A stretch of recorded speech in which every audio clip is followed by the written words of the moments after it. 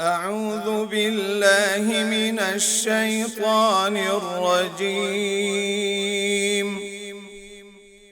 بسم الله الرحمن الرحيم.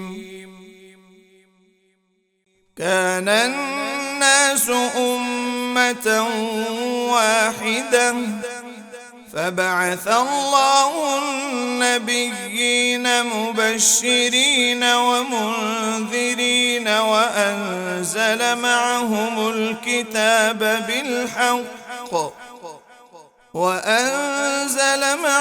الكتاب بالحق ليحكم بين الناس فيما اختلفوا فيه، وما اختلف فيه إلا الذين أوتوه من بعد ما جاءتهم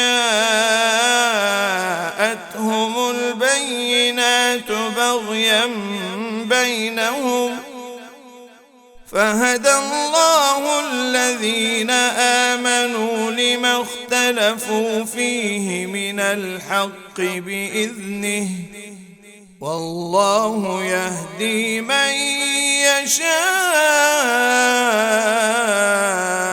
إلى صراط مستقيم.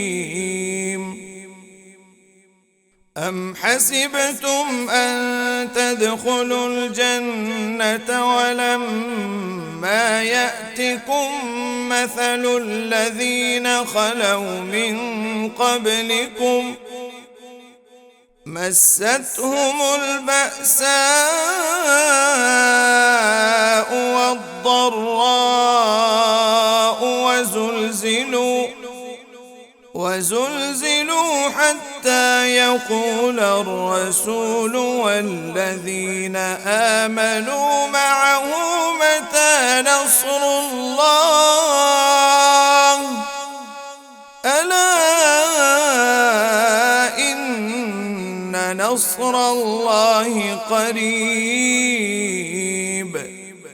يسألونك ماذا ينفقون قل ما أنفقتم من خير فللوالدين والأقربين واليتامى والمساكين وابن السبيل،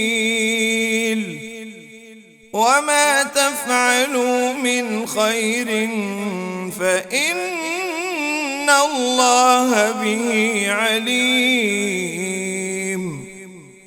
كتب عليكم القتال وهو كره لكم، وعسى أن تكرهوا شيئا وهو خير لكم، وعسى